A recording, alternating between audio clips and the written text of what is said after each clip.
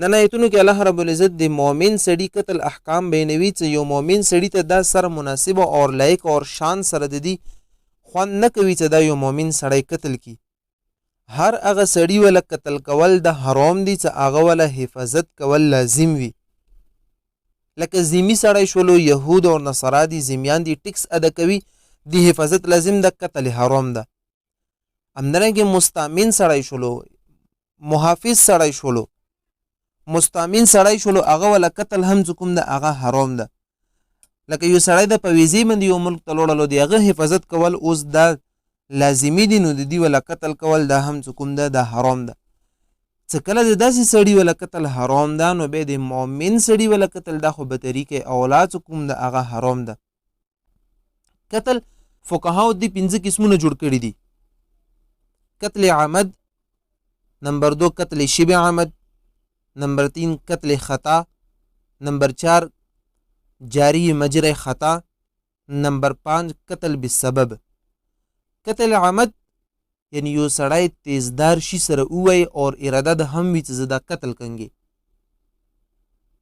قتل شولو، مړ شولو، دی په بدلې کې به قصاص وي، یعنی دا قتل به قتل کولی شي.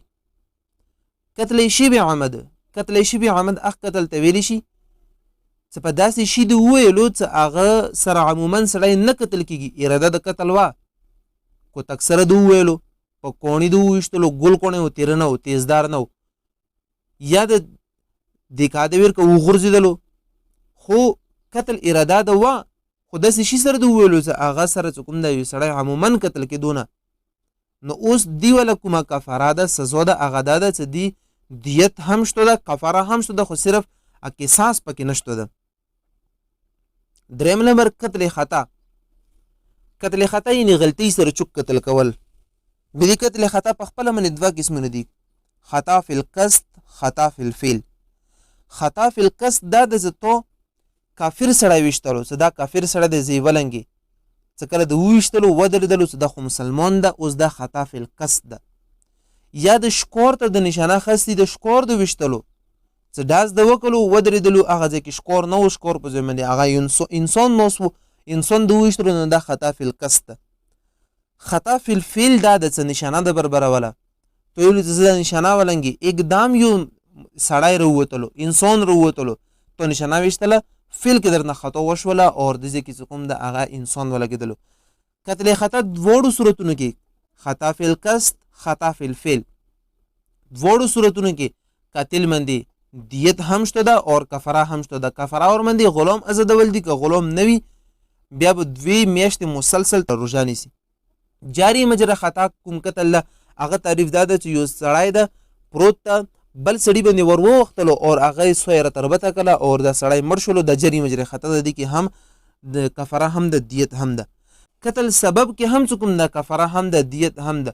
قتل سبب دي ته ویل کېږي پردي پټي کې ده یا پردي ځمکې کې د کوی وکرستلو، یو سړی روغلو هغه ته ور وغورځېدلو دا مړ شولو، دا قتل به سبب ده. پردي ځای کې د کوڼې کېږدولو سړی روغلو وډو برېدو ورمندې وغورځېدلو مړ شولو، دا قتل به سبب ده.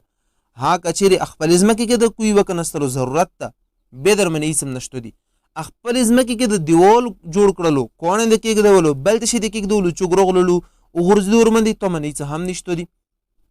دا د قتل له 5 قسمونه. نو الله رب العزت دې ځای کې کوم قتل له حکم بیانوي، هغه قتل له حکم چې هغه قتل خطا ده هغه بیانوي. فرمایي وما کان لمؤمن ان یقتل مؤمنا الا خطأ. مؤمن د پر مناسب نه ده چې هغه یو مؤمن سړی قتل کی ها بطور خطا چې کوم د قتل شلو به دی خپل احکام دي. کوم سړی چې عمدن جانبوج کر یو سړی قتل کی د دی ول دینه بعد آیات کې حکم رسي ډیر سخت احکام دي. ومن قتل مؤمنا خطأ چوت یو مؤمن سړی قتل کړلو غلطی سره فتحرير رقبه مؤمنه دی په ذمه باندې یو غلام آزادول دي خو مؤمن غلام. ودیت مسلمه الى اهله اور یو دیت دا هغه د دې ورثاو ته حواله کولی شي. دیت د یو سړی ول دیت څومره ده کچېری او خانو په اعتبار سره ادا کوي بیا سل او خون دي. کچېری دینارو اعتبار سره نو به 1000 دینار دي. درهم اعتبار سره وي به 10000 درهم دي. اور غو اعتبار سره وي بیا 1000 غوی دي او که چیرې وضو په اعتبار سره وي بیا 10,000 وزې دي، که چیرې کپړو په اعتبار سره وي بیا 200 جوړې دي. څه دا به څه کوم درته ویر کوي. اوښانو اعتبار سره وي دي کې به دیت مغلظ وي. مغلظ معنا ده څه سخت به وي، انسان ته به تکلیف ورکولی شي. تو قتل کړی ویلې ده، که چیرې قتل خطا وي دي کې به 100 اوښان ورکوي. خو څه اعتبار سره 100 اوښان به هغه وي چې هغه بنت مخاض وي، 100 به ابن مخاض وي اور 100 به بنت لبون وي، 100 به حکی وي اور 100 به جزعی وي. بنت مخاض هغه اوښه ماده اوښه چې هغه کول پوره شوی دویم کول کې شروع، یعنی دویم کول ولا اوښه. ابن مخاض دویم کول ولا نارینه اوښان، بنت لبون دریم کول ولا ښځې مادي اوښې، جزعی څلورم کول ولا مادي اوښې اور حکی پنځم کول ولا. نو دا به ته لټوي 100 به لټوي، 100 بنت مخاض، 100 ابن مخاض، 100 بنت لبون، 100 جزعی او 100 حکی اور 100 جزعی. دا به لټوي اور بلا بلا عمرونو ولا دا به ته را پیدا کوي. دا تو ته سزا ده چې تو دا قتل کړی ویلې ده. نو الله رب العزت فرمایي څه مناسب اور نه د مؤمن سړي سره چې هغه یو مؤمن قتل کی، ها که قتل کړلو بیا به یو غلام آزادوي اور دیت به ورکوي. الا ان یصدقوا مگر که چیرې دي ته معاف کړلی شلو.